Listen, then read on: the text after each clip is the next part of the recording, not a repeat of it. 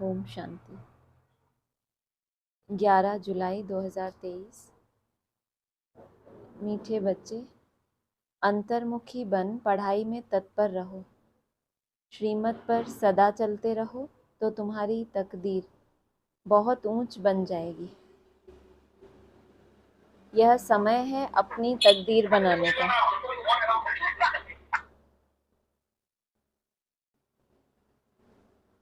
प्रश्न है, तुम बच्चों की ऊंची तकदीर कौन सी है जिसके आधार पर तुम सारे सृष्टि की तकदीर को जान लेते हो? उत्तर है, स्वदर्शन चक्रधारी बनना। यह है सबसे ऊंचे ते ऊंची तकदीर। तुम ब्राह्मण अभी स्वदर्शन चक्रधारी बने हो। तुम अपनी भी तकदीर को जानते हो तो सारी सृष्टि की भी तकदीर को जानते हो। बाबा आए हैं तुम बच्चों को हीरे समान बनाने। स्मृति में रहे स्वयं भगवान हमारी तकदीर बनाने लिए पढ़ा रहे हैं तो तकदीर बनती रहेगी। गीत है, आने वाले कल की तुम तकदीर हो। ओम शांति। बच्चों ने गीत के 2 शब्द सुने। सुनने से ही अपनी तकदीर का नशा चढ़ जाना चाहिए।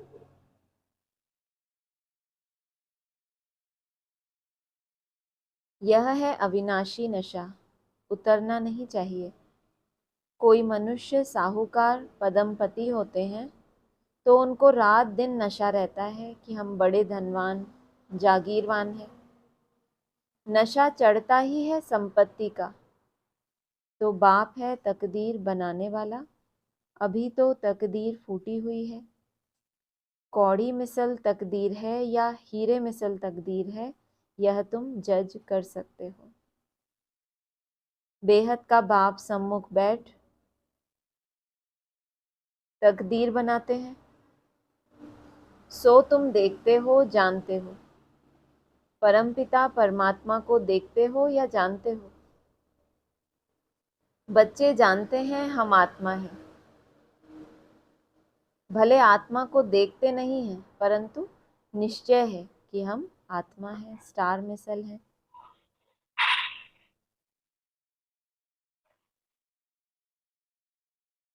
भ्रुकुटी के बीच में रहते हैं। इस समय तुम बच्चों को आत्मा अभिमानी बनना है। इस देह में रहने वाले को आत्मा देही कहा जाता है।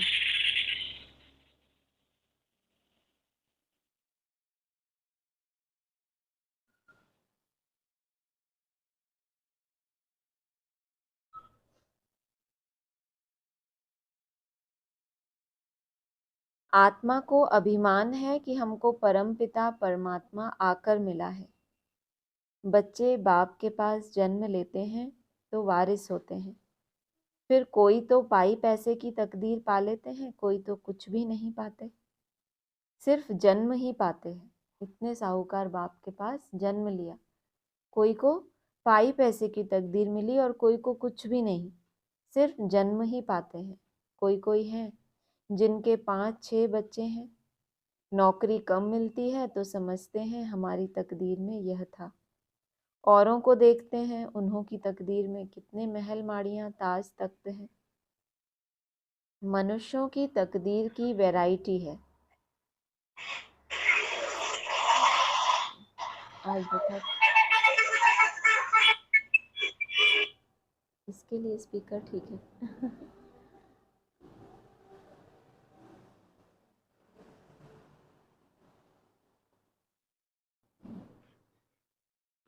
मनुष्यों की तकदीर की वैरायटी है ना। तो अब तुम अपनी तकदीर को जानते हो। किस तकदीर के लिए हम पुरुषार्थ कर रहे हैं? धन के लिए, सुख के लिए। मनुष्य पुरुषार्थ तो करते ही हैं। धनवान मनुष्य बीमार पड़ते हैं तो अच्छे अच्छे डॉक्टरों की दवाई करते हैं।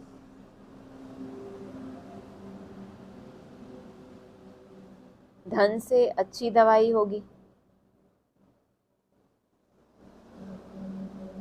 तो धन की बात है ना। तुम बड़ी जबरदस्त तकदीर बनाते हो श्रीमत से। बच्चे जानते हैं बाबा ऊंच ते ऊंच तकदीर बनाते हैं। हो गया, आवाज नहीं जा रही होगी ना।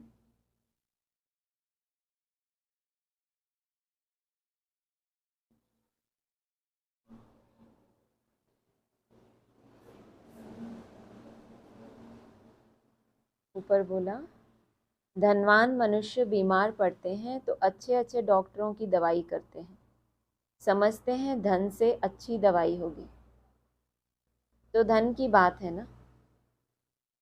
यहाँ बाप के बच्चे साहूकार बाप ज्ञान रत्नों का, क्या कहते हैं उसको, रत्नागर बाप, उसके बच्चे अगर बने तो अगर बीमार भी पड़ गए, मन बुद्धि में कोई रोग भी आ गया, तो दवाई भी कितनी वैल्यूबल मिलेगी आपको, कितनी ऊंची श्रीमत मिलेगी कि इस रोग को कैसे दूर करो।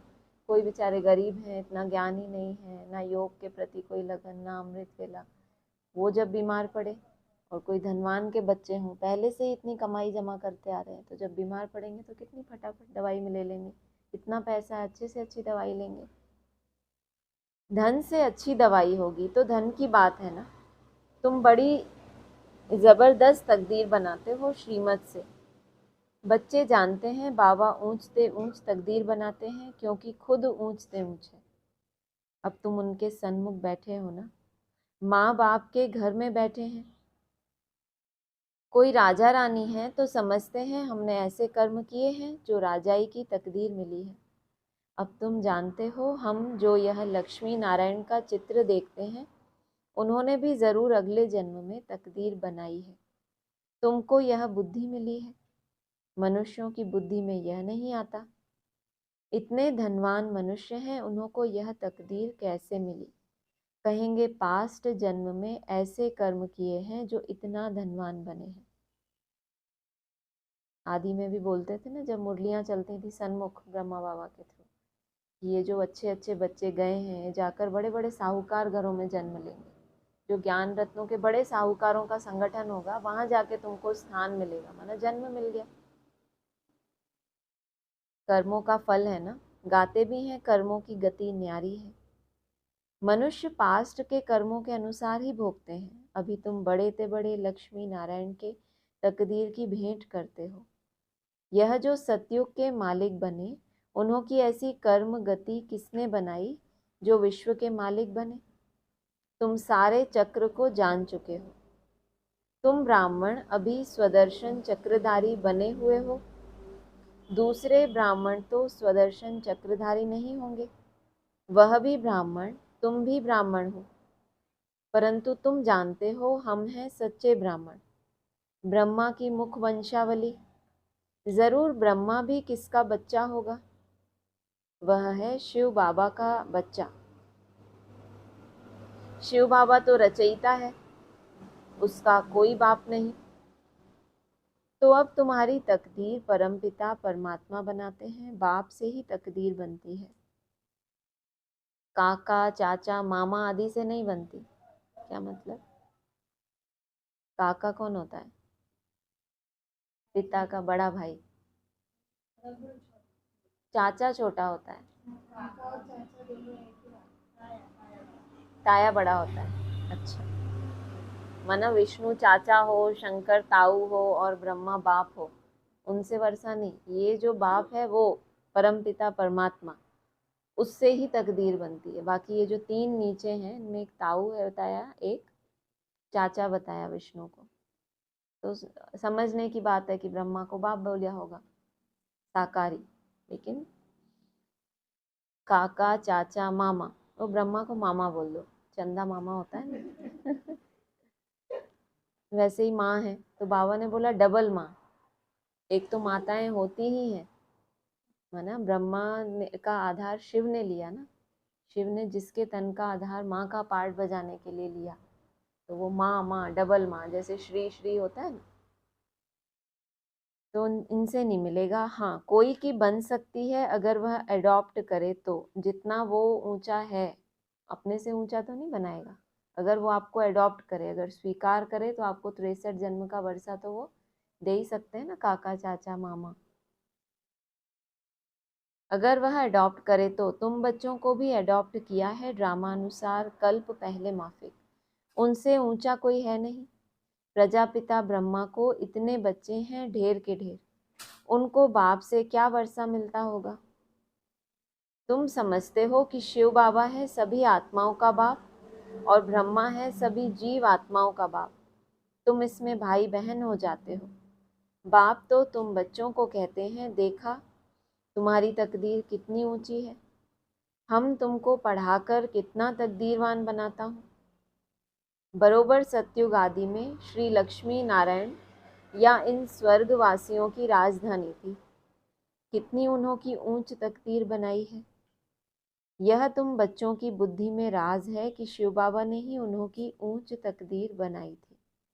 वह तकदीर भोग 84 जन्म पूरे किए, अब फिर वही तकदीर बना रहे हैं, है ना। सिर्फ एक बार ये जो पुरुषार्थ है अति का, जो सारा जीवन बाबा कहते हैं ना, पूरा जीवन भी नहीं, अब उस जीवन के भी कुछ लास्ट पूर्व वो आपने लगाए और उसमें ही क्या किया, आपने पूरे 84 जन्मों की तकदीर बनाई। ऊपर बोला ना, शिव बाबा ने ही उन्हों की ऊंच तकदीर बनाई थी। फिर वह तकदीर भोग जो शिव बाबा की याद से संगम पे बनाई थी, उसको भोग के पूरे 84 जन्म पूरे किए, तब तक चली वो। अब फिर वही तकदीर बना रहे हैं। यह तुम्हारी बुद्धि में ज्ञान है। ज्ञान सागर शिव बाबा के सिवाय कोई भी समझा ना सके। ऐसा बाप कितना लवली है। बाप भी कहते हैं तुम भी लवली बच्चे हो। तुमको मैं फरमान करता हूँ कि निरंतर मुझे याद करने का अभ्यास करो, तो तुम्हारे विकर्म विनाश हो जाएंगे। हमेशा तो कहते हैं मुझे याद करो, आज बोल रहे हैं मुझे याद करने का जो अभ्यास कर रहे हो उससे भी तुम्हारे विकर्म विनाश हो जाएंगे। तुम जानते हो कि शिव बाबा अभी इस ब्रह्मा तन में सन्मुख है। बाप ने समझाया है, मैं तो सदैव निराकार हूँ, मेरा नाम शिव ही है। माना एक बार जो संगम युग पे उसका नाम है कल्याणकारी, पूरे 5000 साल का उसका एक ही नाम है। मैं साकार में आकर पुनर्जन्म नहीं लेता हूँ, सिर्फ एक बार जन्म लिया, पुनर्जन्म नहीं। अभी मैं आया हुआ हूँ। तुम जानते हो कौन बात कर रहा है। तुम्हारी बुद्धि ऊपर में चली जाती है। वह निराकार परमपिता परमात्मा ज्ञान का सागर है, वही तकदीर बनाने वाला है। हेवनली गॉड फादर हेवन की स्थापना करेगा ना। तुम जानते हो बाप कैसे ब्रह्मा तन में सम्मुख बात कर रहे हैं। कहते हैं, लाडले बच्चे अब ड्रामा पूरा हुआ। आत्मा सुनती है, आत्मा ही जानती है कि यह यथार्थ बात है। बाप कहते हैं, जितना हो सके मुझे याद करो, और सारे सृष्टि चक्र की नॉलेज तुमको ही दी है। कोई को अच्छी रीति धारणा होती है, कोई भूल जाते हैं। अभी तुम बैठे हो, तुमको यह ज्ञान अमृत दे रहे हैं अथवा नॉलेज पढ़ा रहे हैं। सम्मुख शिव बाबा बैठा है, वह जन्म मरण में नहीं आता। तुम्हारा तो जन्म बाय जन्म नाम रूप देश काल बदलता जाता है।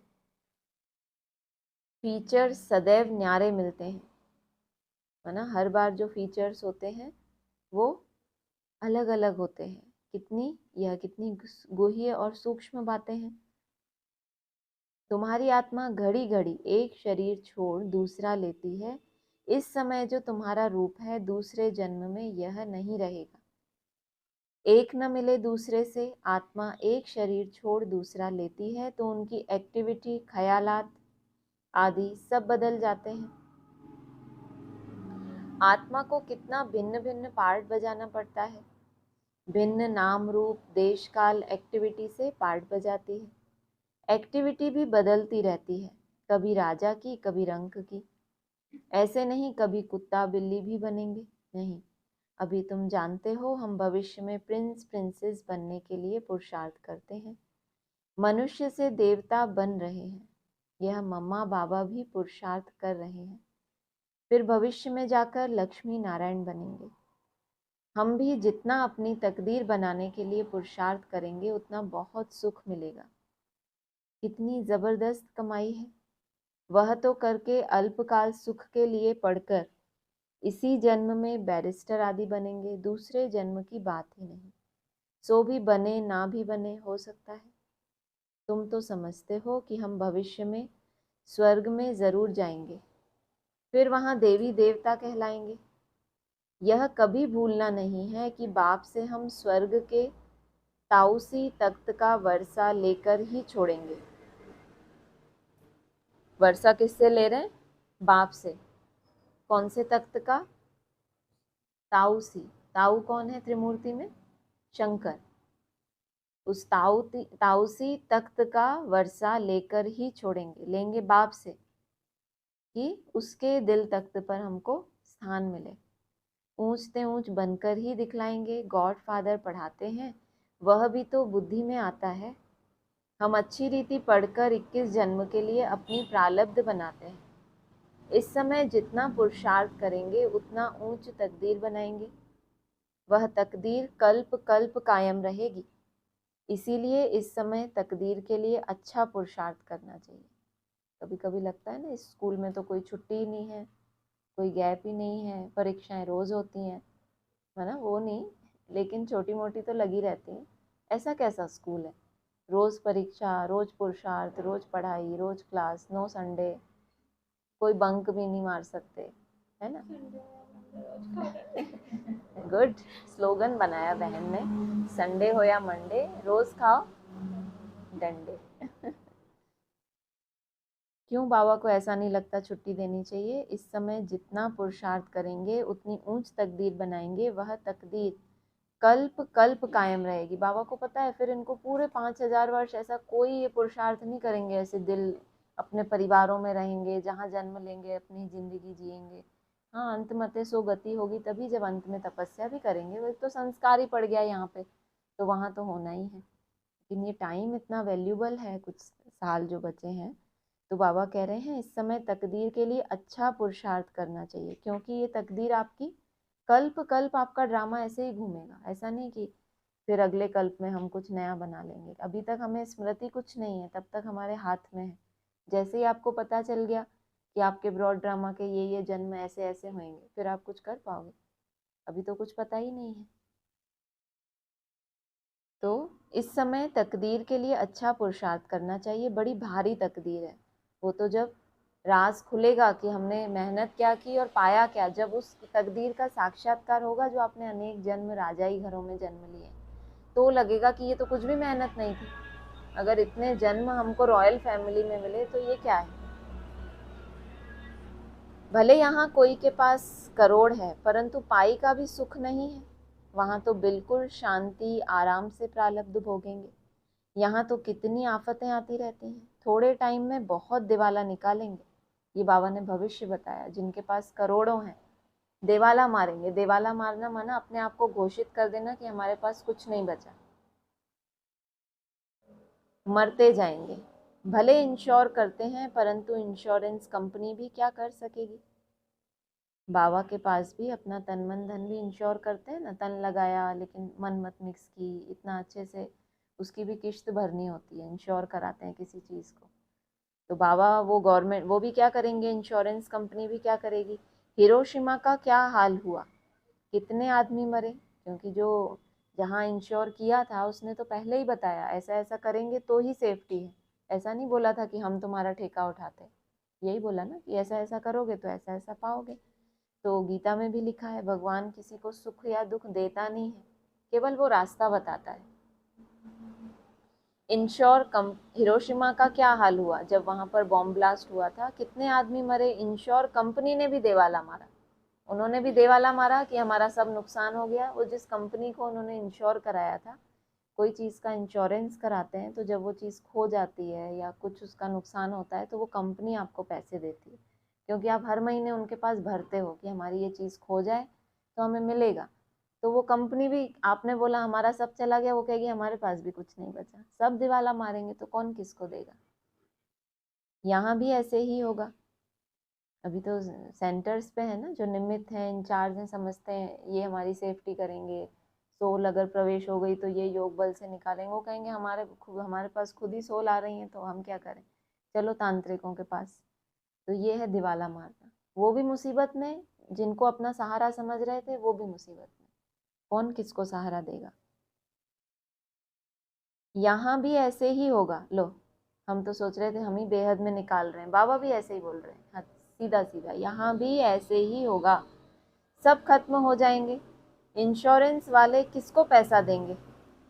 कौन एक दो का दिया जलाएंगे? मरते हैं तो दिया जलाते हैं ना, अब इतने होलसेल में मर रहे हैं। मनुष्यों में अंधविश्वास कितना है। बड़े आदमी का शो करते हैं, ऋषि मुनियों को उनसे भी बड़ा समझते हैं, भले रिलीजन को नहीं मानते। जो बड़े आदमी भी होते हैं, ये पीले वस्त्रों वाले जो होते हैं, ऐसे बड़े बड़े सन्यासी, उनके सामने झुकते हैं, उनसे डरते हैं, भले खुद कितने भी बड़े आदमी हैं। भले रिलीजन को नहीं मानते, परंतु सन्यासियों को नमन जरूर करते होंगे। साधुओं के आगे जाकर दंडवत प्रणाम करेंगे, साधु उनके आगे नहीं करेंगे, प्योरिटी की महिमा है, क्योंकि समझते हैं मैं ऊंच पवित्र हूँ। यह बाप तो कहते हैं, मेरे लाडले बच्चों, हम बच्चों को नमस्ते करते हैं। इस बाप को तो शरीर ही नहीं है, कोई अहंकार ही नहीं है, तो खुद नमस्ते करते हैं। तुम तो हमारे सिर के मोर हो। कौन हो? कल मोरनी थे, आज मोर हो, ठीक है ना? क्या बनना है? सिर के मोर बनना है, या मोरनी जैसा क्या गंभीर रॉयल ऐसा बनना है? कैसा बनना है? सिरमौर बनना है? हम बाप के सिर पे मोर बन के डांस करें? माना हमारा जो ज्ञान डांस है वो भगवान को इतना सुंदर लगे, क्योंकि मोर का डांस भी होता है बरसात के दिनों में। तो अभी ज्ञान की बरसात चल रही है, माना संगम युग चल रहा है। तो अगर मोर बनेंगे तो मोर होंगे, पवित्र पक्षी होगा तो खुशी से डांस करेगा। और किसी पक्षी को देखा है? किसी जानवर को? क्योंकि ज़रूर पवित्र है, राष्ट्रीय पक्षी बनाया तो वो भी यादगार है ना। तो पवित्र की निशानी है मोर। तो जब वो पवित्र बुद्धि है तो वो खुशी मनाता है कि अरे श्रावण मास आ गया, शिव का मास आया। तो तुम में से भी जो मोर होगा, उसका जो ज्ञान डांस होगा इतना पसंद आएगा भगवान को, तो भगवान तुमको केवल मोर नहीं रहने देगा, तुम्हें सिर मोर बनाएगा। ठीक है ना? किसी ने बताया ही नहीं मोर बनना है कि मोरनी। क्या बनना है? कुछ नहीं बनना। चिड़िया बनना है? तोता, कबूतर, मोर। गुड। तुम लोग बोलते क्या नहीं कुछ? क्या बनना? बोल। मोर बनना है ना? हाँ, तो बोलना चाहिए ना। हम्म। तुम विश्व के मालिक बनेंगे, ब्रह्मांड के भी तुम मालिक हो, तुम डबल मालिक हो। मैं सिंगल सिर्फ ब्रह्मांड का मालिक हूँ। ऐसी बातें सिवाय बाप के कोई समझा ना सके, तो ऐसे बाप को कितना याद करना चाहिए जिससे ऐसा वर्षा मिलता है। बाप कहते हैं, देखो कितने बच्चे यहाँ से होकर जाते हैं, फिर 6 मास में भी बाप को मुश्किल पत्र लिखते हैं। अरे प्राण देने वाले प्राणों से प्यारे बाप को पत्र नहीं लिखते? स्त्री पुरुष एक दो को चिट्ठी लिखते हैं तो कहते हैं प्राणेश्वर फलाना। वास्तव में वह कोई प्राणेश्वर तो है नहीं। प्राण माना जब तक ये श्वास है, तो जीव है अंदर, आत्मा है, तो हमारे अंदर श्वास है उमंग उत्साह का, हमारे उन प्राणों का वो रक्षक है ईश्वर। प्राणेश्वर तो एक ही बाप है, सभी प्राणों का ईश्वर बाप एक है। वह कहते हैं प्राणेश्वर बच्चे, अर्थात प्राण बचाने वाले ईश्वर के बच्चे। बच्चे भी कहते हैं प्राणेश्वर बाबा, हमारा प्राण बचाने वाला बाबा। यहाँ से ही यह नाम निकला है। कभी कभी होता है ना, माया का इतना अटैक होता है, ऐसा लगता है प्राण गए कि गए। कोई कोई कर्म भोग ऐसा होता है, लगता है प्राण ही जा रहे हैं। फिर क्या करता है वो? प्राण से क्या, प्राणों को बचाने वाला ईश्वर। तो यह नाम भी यहाँ से निकला है। भारत में ही ऐसे प्राणेश्वर प्राणेश्वरी लिखते हैं, परंतु है नहीं। प्राणों का दान तो बाप ही देते हैं। बाप कहते हैं तुम मेरे बनते हो तो फिर तुमको कोई दुख दे नहीं सकते। अगर तुम मेरे बन गए, जैसा मुझे पसंद है वैसे। आत्मा को ही दुख मिलता है, आत्मा फील करती है। बाप कितना प्यार से समझाते हैं, याद भी उनको करती है, महिमा करती है। मम्मा को भी कितना याद करते। जो बहुतों की अच्छी सर्विस करते हैं उनको कितना ऊंच मर्तबा मिलता है। फिर उसके बाद सेकंड नंबर में जो सर्विस में बाबा को फॉलो करते हैं। तुम्हें बहुत रहमदिल बनना है, जैसे बाबा ने हमको बनाया है, हम फिर औरों को बनाएं। कितनी बड़ी प्रॉपर्टी की प्राप्ति है, स्वर्ग की राजधानी। वहाँ हम इतने साहूकार रहते हैं जो सोने हीरों के महल बनाएंगे। एक माया मच्छंदर का खेल भी दिखाते हैं। उसने देखा सोने की ईंटें पड़ी हैं, थोड़ी ले जाएं। तुम साक्षात्कार में स्वर्ग में हीरे जवाहरों के महल देखते हो, सोने के ताज देखते हो ना, तो सोचते हैं अरे इसको उठा के सबको दिखाएं, लो बाबा ने हमें दिया। तो तुम्हें हाथ में ही नहीं आता, क्योंकि वो क्या है, बाबा का दिया हुआ बेहद का गिफ्ट। सोना अर्थात सच्चाई, हीरा जवाहरात। तो सच्चाई सफाई का साक्षात्कार हमको अंतर मन में होगा ना, कि कैसे हमारे अंदर स्वच्छता बढ़ी, सच्चाई सफाई बढ़ी। तो तुम साक्षात्कार में स्वर्ग में हीरे जवाहरों के महल देखते हो, सोने की खानियां देखते हो, तो समझते हो थोड़ा ले जाएं। अब एक नई बात, सूक्ष्म वतन में सोना नहीं मिलता। कहाँ होता है सोना? सोना कहाँ होता है? सूक्ष्म वतन में नहीं होता, संगम युग में। और कोई? हाँ, और कुछ थोड़ा उससे ऊपर का? सोना वैकुंठ में रहता है। तुम जानते हो वहां खानियों से हम विमानों में जाकर सोना भरकर ले आएंगे। ऐसी कौन सी खान मिलने वाली है भाई? इसलिए हिमालय पे तपस्या कर रहे हो, कोई खान मिल जाए ऐसी। पॉइंट इंपॉर्टेंट है, सूक्ष्म वतन में सोना नहीं मिलता, सोना वैकुंठ में रहता है। तुम जानते हो वहां खानियों से हम विमानों में जाकर सोना भरकर ले आएंगे, सोने की बड़ी बड़ी ईंटें भी होती हैं। सूक्ष्म वतन में है साक्षात्कार, वैकुंठ में है वो सोने की खाने। अभी भी सोने की बड़ी बड़ी ईंटें भी होती हैं, अभी भी बड़ों बड़ों के पास सोना तो पड़ा है ना। भारत को सोना चांदी तो जरूर रखना है। सबके पास बड़ी बड़ी गुफाएं बनी हुई हैं जहाँ कोई लूट फूट ना सके, आग जला ना सके। सोचो, जो सोने की खानियां हैं वो ईश्वर बाप ने कहो या प्रकृति ने कहो, ऐसी तिजोरी में रखी हैं कि ना उसको आग जला सकती है, ना कोई चोर लूट सकता है।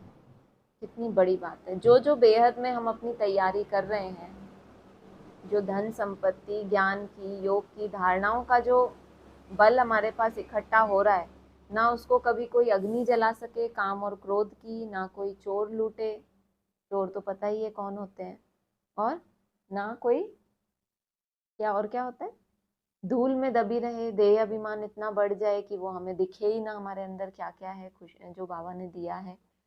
तो ये सब चीजें हैं। तो प्रकृति में भी वैसा वैसा चल रहा है। ये कितनी रहस्यमयी बात है। भारत को सोना चांदी तो जरूर रखना है, ठीक है? ठीक है? नहीं ठीक है?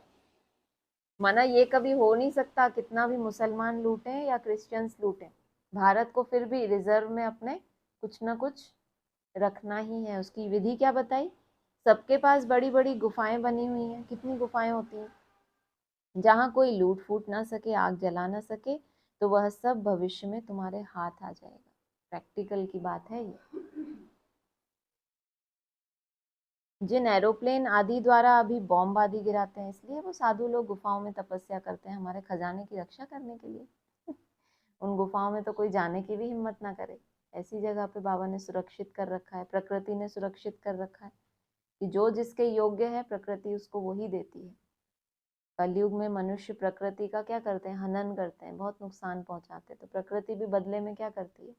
भूकंप लाती है, बाढ़ें लाती है। वहां सात्विक देवताएं होंगे तो प्रकृति उनको क्या देगी? अपनी गोद से क्या देगी? रतन देगी ना। तो उसने सुरक्षित कर रखे हैं कि ऐसे देवताएं आए तो इस धरती पे तो मैं उनको ये गिफ्ट करूं। कहाँ गिफ्ट, कहाँ उसने छुपा के रखी है वो बाबा ने आपको धीरे से बता दिया। कहाँ रखी है? अरे बाबा, गुफाओं में। जिन एरोप्लेन आदि द्वारा अभी बॉम्ब आदि गिराते हैं विनाश के लिए, वही चीजें फिर सुख के लिए निमित्त बन जाएंगी। सतयुग में यह सब थी, फिर प्रायः लोप हो गई, अब फिर बनी है। तुम जानते हो कैसे खानियों से जाकर ले आते हैं, खानियां सब नई हो जाती हैं, अभी तो पुरानी है। तो ऐसी तकदीर बनाने वाले बाप से पूरी तकदीर लेनी चाहिए, इसमें गफलत नहीं करनी चाहिए। बाप और वर्षे को याद करो, बाप कहते हैं एक में मोह लगाओ, स्वर्ग को याद करो। अच्छा, मीठे मीठे सिकी लदे बच्चों प्रति माता पिता बाप दादा का याद प्यार गुड मॉर्निंग।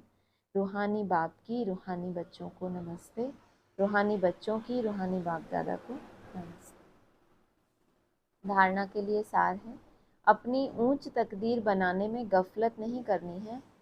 श्रीमत पर अच्छी रीति चल पढ़ाई के आधार से ऊंची तकदीर बनानी है।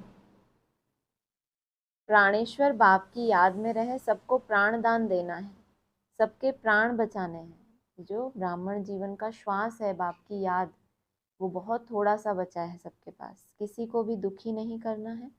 वरदान है, मालिकपन की स्थिति में रहे, प्रकृति द्वारा सहयोग की माला पहनने वाले प्रकृति जीत भव। माना आप जितना मालिक पने की स्थिति में रहोगे कि मैं आत्मा इन पूरे कर्मेंद्रियों का ज्ञानेंद्रियों का मालिक हूँ, उतना प्रकृति आपकी सेवाधारी होगी। प्रकृति आप मालिकों का अब से आवाहन कर रही है। चारों ओर प्रकृति के तत्व हलचल करेंगे, लेकिन जहां आप प्रकृति के मालिक होंगे वहां प्रकृति दासी बनकर सेवा करेगी। सिर्फ आप प्रकृति जीत बन जाओ, बस इतना ही कर लो। क्या करो? माया जीत बन जाओ, फिर प्रकृति जीत बन जाओ, फिर जगत जीत। बस इतना ही तो करना है। सिर्फ तो ऐसे बोल रहे हैं जैसे बस बहुत ही खेल हो गया चुटकियों का। सिर्फ आप प्रकृति जीत बन जाओ तो प्रकृति सहयोग की माला पहनाएगी। जहां आप प्रकृति जीत ब्राह्मणों का पांव होगा, ये निशानी है प्रकृति जीत बनने की। जहां आपका पांव पड़ेगा, स्थान होगा, वहां कोई भी नुकसान नहीं हो सकता। सोचो, ये कैसे पता चले प्रकृति जीत कौन बना कौन नहीं बना? उनको ऐसे प्रकृति के हाहाकार के बीच में ले जाओ जहाँ भूकंप आ रहे हो, प्रकृति शांत हो जाए, इसका मतलब ये आत्मा ने प्रकृति को जीत लिया। वहां कोई भी नुकसान नहीं हो सकता। तूफान आएगा, धरनी हिलेगी, लेकिन बाहर सूली होगी, यहाँ कांटा। हिलेगा, जो हो रहा है वो होगा, लेकिन वहां बहुत बड़े रूप में होगा, भयंकर, और यहाँ एकदम कांटे के रूप में। इसका मतलब अभी भी तो ऐसा ही हो रहा है ना, हम मालिक बनने की स्थिति में रह रहे हैं। अगर आप बाहर की दुनिया में हो या बाहर आपकी मन बुद्धि भटक रही है, तो वही कर्म भोग कहो, माया के विघ्न कहो, बड़े रूप होंगे। और वही जब विघ्न यहाँ आएंगे तो छोटा सा, जैसे कांटा लग जाता है, फटाक से निकाल के फेंक दिया। सभी आपके तरफ स्थूल सूक्ष्म सहारा लेने के लिए भागेंगे। सोचो कैसी लाइन लगने वाली है। स्लोगन है, अलौकिक सुख या मनरस का अनुभव करना है तो मन मना भव की स्थिति में रहो। अलौकिक सुख और मन का जो रस होता है, जो मन को बिना किसी साधन के अंदर ही अंदर रस मिलता रहता है, उसका अनुभव करना है तो मन मना भव की स्थिति में रहो। ओम शांति।